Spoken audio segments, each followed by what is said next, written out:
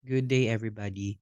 So for today, I'll be discussing national security and other national concerns. So just disclaimer, this is a presentation I borrowed from the web because this is a very comprehensive and also very informative presentation. So national security and other national concern is part of the syllabus of Civic Welfare Training Service or CWTS. Okay, so I hope that I'll be able to explain at most what are the essential topics or contents of this topic or of this of national security and other national concerns. Right? So, um, okay. Our coverage or the contents of this discussion will revolve on five, no? We'll be introducing the topic. Number two, we'll be talking about national security. We'll also be talking about national security threats in our country, national and transnational crimes, and national security concerns, internal and external threats. Right? So I hope you bear with me as I discuss this, and maybe it will be a little bit overwhelming for all of you because to digest and to absorb, no. But I'll try to at least finish the first two or first three, and then I'll be uploading another video for number four and number five. Para at least hindi masyadong mahirap i-absorb, no? All right. So let's talk about um uh the introduction. In the new framework of national security, economic development, and security are inextricably linked and mutually reinforcing concepts. Prosperity leads to greater social peace and stability, and greater peace leads to more progress. National security is not just about internal and external defense, but also encompasses virtually every aspect of national life and nation building. All right. So basically, we are talking here, class, about what national security is and the functional relationship of national security to other aspects of our country with regards to economic development, and even to other aspects of national life and nation building. Please take note and please be it on record that national security does not only concern about anti-terrorism and yung mga about terrorists, no? Because all aspects of our life may be a factor for national security. Example, if there is hunger or famine in our country or in parts of our country, it is a significant factor of national security. No, it's something that we have to talk about, and it's something that concerns national security because we're talking about food security. If we are talking about pandemic, we're talking about health security. So it's still under national security. So basically, class, national security not only focus or connected to terrorism activities or anti-terrorism activities, but it has something to do with our day-to-day life and what are the threats that could potentially put us at risk, no? So that is national security. According to the former President Rodrigo Duterte in his first State of the Nation address on July 25, 2016, there can never be real, tangible, and felt development without making our people feel secure, unquote. No? Enduring peace can be attained only if we meet the fundamental needs of every man, woman, and child. So notice the disparity and distinction, class, of these two quotations or two statements coming from the former president. The first one, we are talking about security. Maybe this has something to do with the terrorist attacks, no? The violence, protecting people against the violence coming or from the terrorist organization. For instance, the New People's Army, and other terrorist organizations, the MIMN and other fronts. No? The second one is talks about the about satisfying or providing the fundamental needs of every man, woman, and child. Because again, national security is not only focused or is not only fixated on the security aspect of violence or combating violence, no? But we are also talking about everything that concerns our welfare, right?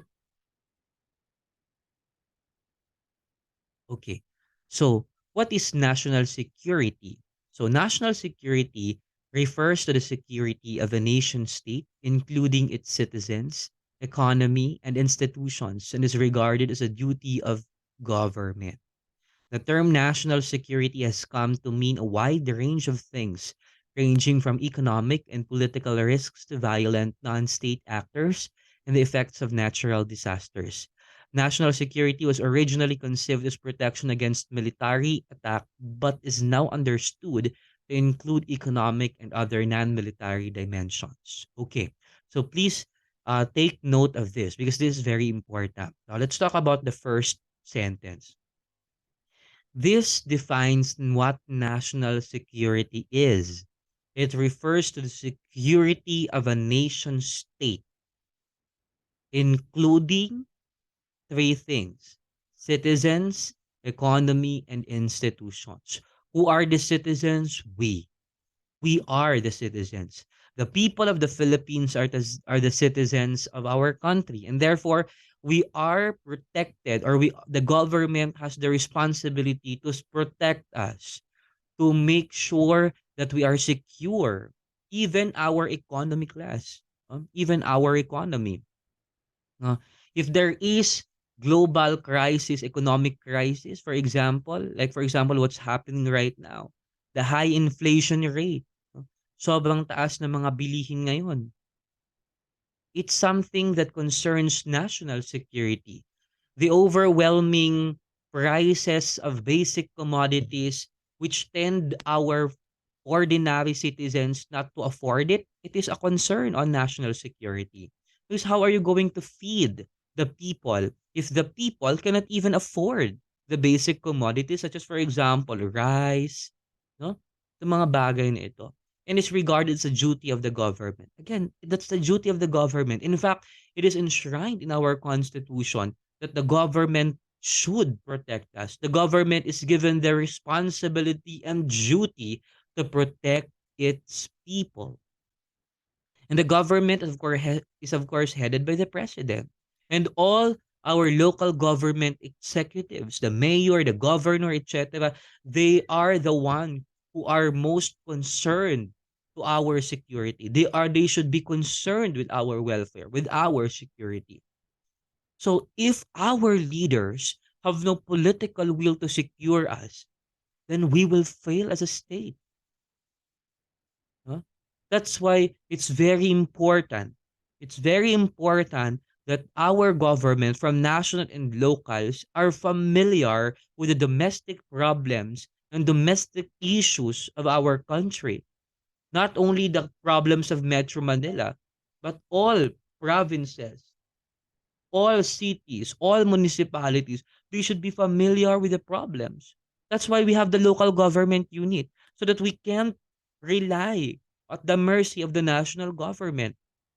We should make sure that the local government do its function. And the function of the local government is to secure its constituents, to make sure that its constituents are protected. Okay? So take note. The second sentence or the second paragraph class talks about the wide array of coverage of the national security. Diba sabi dito, national security was originally conceived as protection against military attack. That was the previous notion of national security. Yun noon class. Huh? But right now, national security covers already economic and non-military dimensions. Okay? Again, our economy right now, class, we should be most concerned with our economic condition. Remember when the value of dollar reaches to almost 60 pesos per dollar, no? So that's very concerning. And this is something that we have to study. This is something that the government should study and should look for solutions. Because, again, we are talking about the economic conditions of our country. And if the economic condition of our country is failing, then it's only a reflection of the status and capabilities of the ordinary citizens to afford their basic commodities or basic needs, right? So that's national security.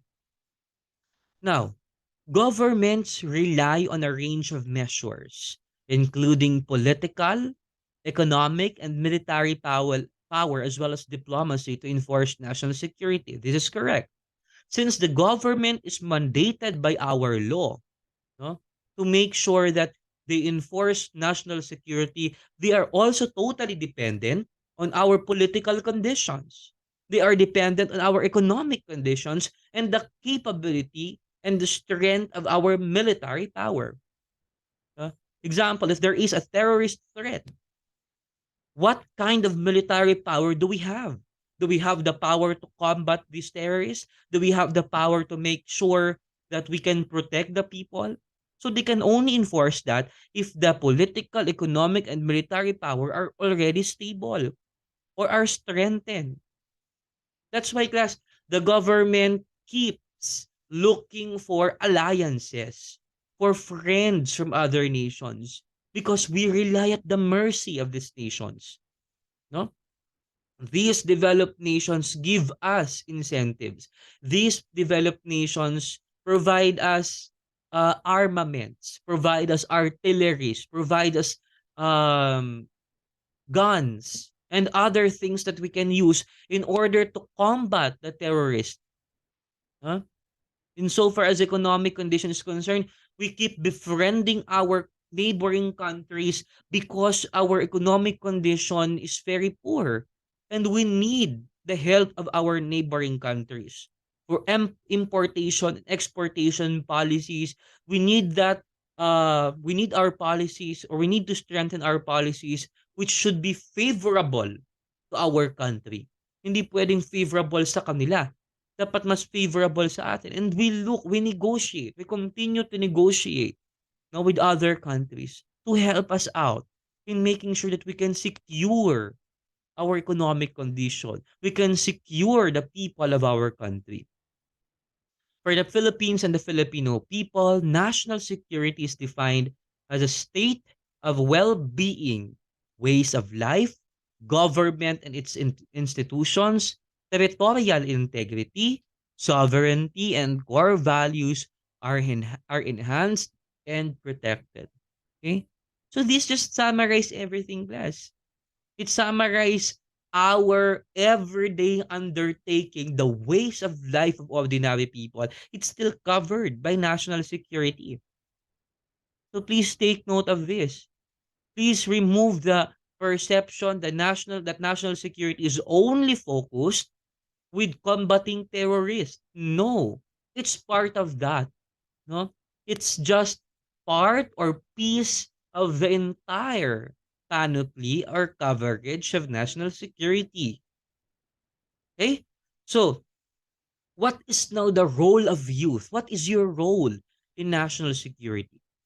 The youth at the same age bracket are unfortunately involved in large scale violence due to instigation by some political parties or other groups and individuals. All such actions are highly detrimental, huh?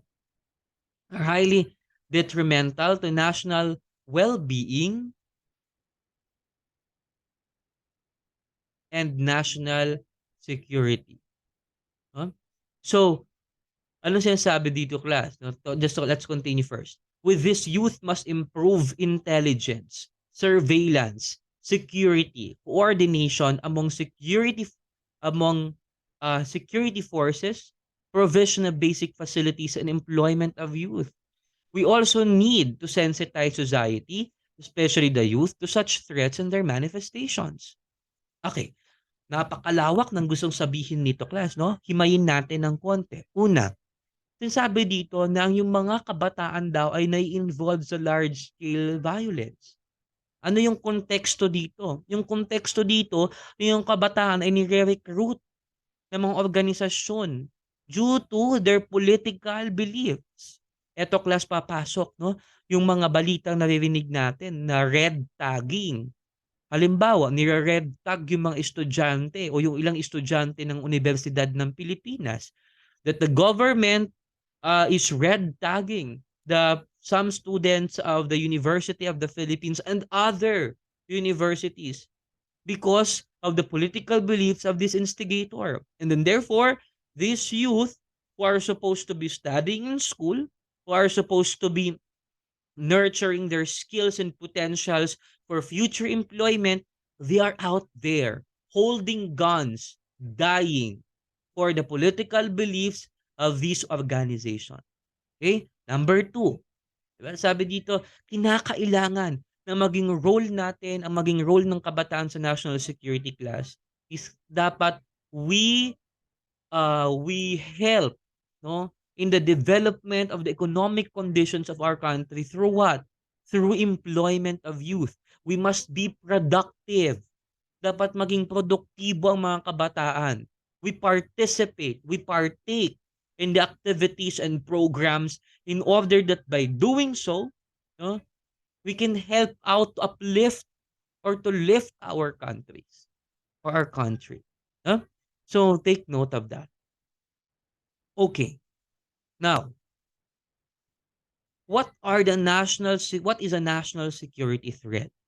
It's anything that threatens the physical well-being of the population or jeopardizes the stability of a nation's economy or institutions is considered a national security threat.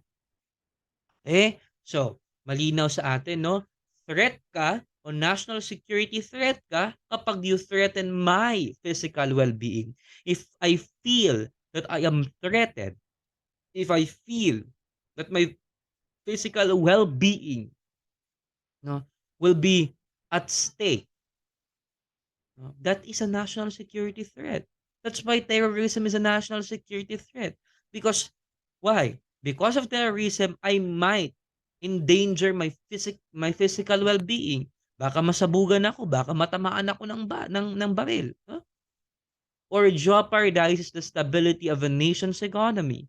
Again, the global economic crisis, for example, our domestic economic crisis in the Philippines, does it jeopardize the stability of a nation's economy? Yes. Ang sobrang taas ng bilihin jeopardizes the stability of a nation's economy.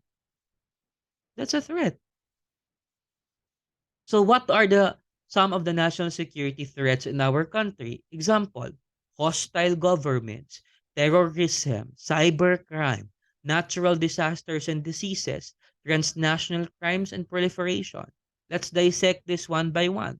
Let's talk about hostile government. Some national security threats come from foreign governments with hostile intention.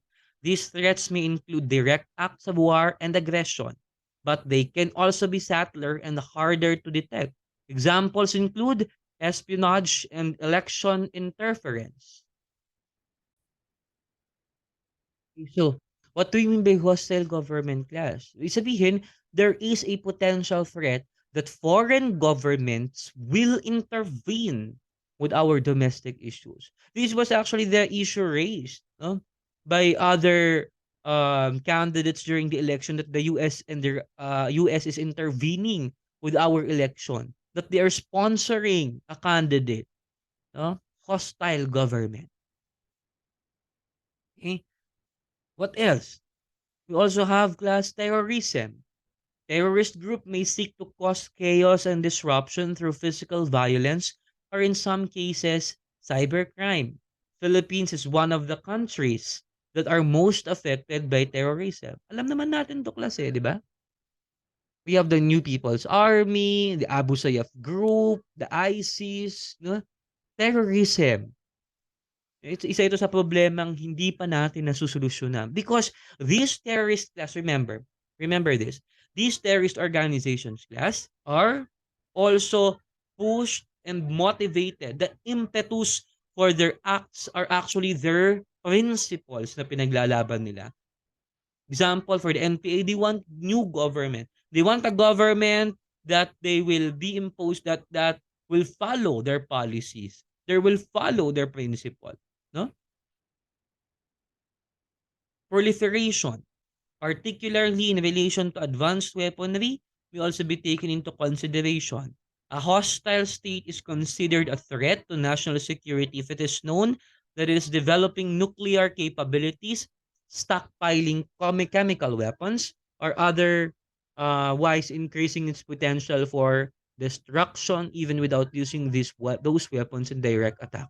We're talking now about weapons, nuclear weapons, chemical weapons. It's a threat. This was actually the same threat that former President Duterte invoked why he keeps befriending China. He befriended China during his term. Why? Because he said that China may instigate a war against the Philippines and our country cannot afford to engage in a war with China. No? That's a threat, right? That we don't have any choice but to follow. We don't have any choice but to understand these giant countries because we are afraid. We are in the fear of their weapons. That's a threat. What else? Cybercrime. Online criminals pose a danger to national security, including those not associated with hostile governments or terrorist groups. Cybercriminals may hack economic institutions, government websites, or power infrastructures as a way of stealing or extorting money. They may also commit cybercrimes to advance an ideological agenda. Ito, very ano to class, very timely to cybercrime. But even other governments or other nationalities are penetrating already our cyberspace in the Philippines, hacking websites of the government, hacking banking institutions, getting money from these banks. No? That's a threat. Natural disasters and diseases. Not all threats to national security involve the malignant influence of bad actors. Hurricanes, earthquakes, and other natural disasters can pose serious damage to a nation's people and physical infrastructures. Pandemics like COVID-19 weaken healthcare systems and economies. Threat din to class. No? Especially right now, let's talk about natural disasters. Because the Philippines is an archipelago, we are the gateway of typhoons. And it is a national security. It is a threat to national security. No? So, kindly understand that these disasters are also threats to national security. Kahit nga tayo, in Bicol region, for example, no? Whenever there is a typhoon coming, we are all anxious. We are all afraid. There is the fear kung gaano kalakas yung impact or devastation ng bagyo. So as far as diseases is concerned, class, COVID-19 example. And class, please take note of this. There are also other studies that shows that COVID-19 will not be the last pandemic. God forbids. No? Sana wag naman. But scientists says COVID-19 will not be the last pandemic, will not be the last disease. Therefore, there is always this subconsciously we are fearing these diseases. May takot tayo. Just try to remember and recall during the kasagsagan nung COVID-19 in 2020. We are all anxious, class. Grabe yung anxiety natin and panic, no? Masyado na tayong paranoid. We are anxious of something that we cannot see. It's a national threat. It's a threat to national security. And we have transnational crimes. The FBI defines transnational crimes groups as groups that seek their own power, influence, or financial gains through illegal activity, regardless of physical geography. So kaya nga siya class transnational crimes because it involves other countries committing crimes to other countries. No? Smuggling of guns, smuggling of illegal drugs. Diba? So, see, these are also threat to our national security. Okay? So, let's move on now to national crime. Okay? Yung class pinag-usapan natin, no, na at least may background yung transnational crimes. Pero dito tayo sa national crimes. Crimes exist in numerous forms in the Philippines and it's still a severe problem throughout the country. The illegal trade, human trafficking, arms trafficking, murder, corruption, and domestic violence continues to be major issues. Threat din siya, class, kaya balikan natin, threat din siya. And it's still a concern for national security. Right?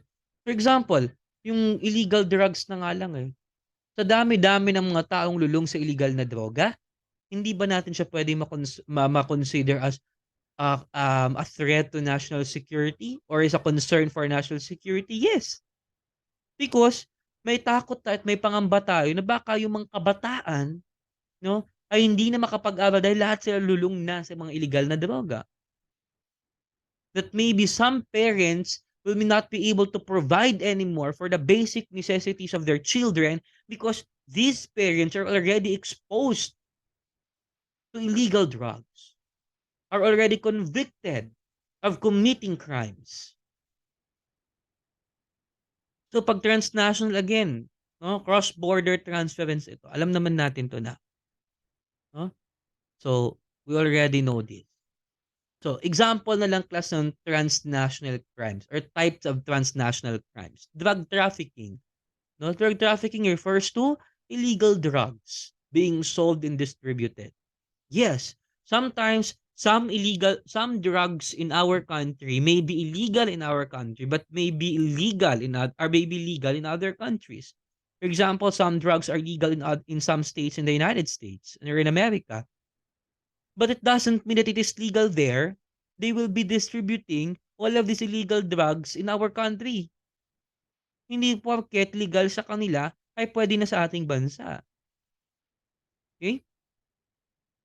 Another, money laundering. Process of criminals disguising the illegal origins of their money is called money laundering and it occurs all over the world. Criminals who get their money from illegal actions such as prostitution, smuggling, or computer fraud typically launder their money in order not to attract the attention of authorities. Tinatago nila. No? They are hiding these monies in several bank accounts, foreign bank accounts, no?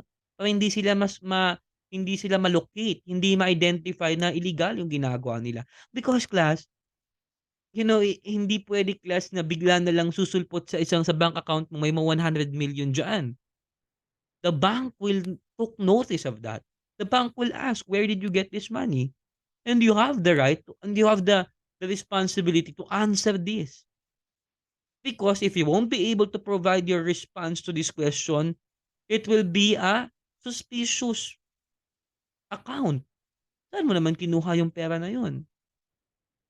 No? Not unless if you win the lottery, no, pwede yung reason. Pero kung bigla na lang susulpot at sasabihin mo, may nag-forward ka sa akin ng 10 milyon. No. You tell the bank where did it came from. Where did it come from? I mean. Huh? So money laundering is done in three ways. Disguising the source of the money, changing the form of the money, and putting it in several small accounts. So anyway, this is quite complex topic na. We'll be entering money laundering, no? But this is self-explanatory naman. Basta ang pinaka-point ng money laundering, tinatago. It's under the disguise, no? Of several forms. Okay? We also have arms trafficking. Refers to smuggling of guns, ammunition, and other weapons. When weapons are smuggled into a country and sold illegally, buyers don't have to have any type of license or waiting period in order to buy one. Stopping our arms trafficking is difficult because weapons have military, law enforcement, and sport use. Ito yung mahirap. This is also the same problem that the United States of America and other parts of the world has. Why? Because there is this, di ba, yung mga incident of, di ba, yung mga gunning incident, shooting incident, happening in school, happening in public places. Why? Because there is very few restrictions when it comes to the distribution or the provision of guns. and human trafficking.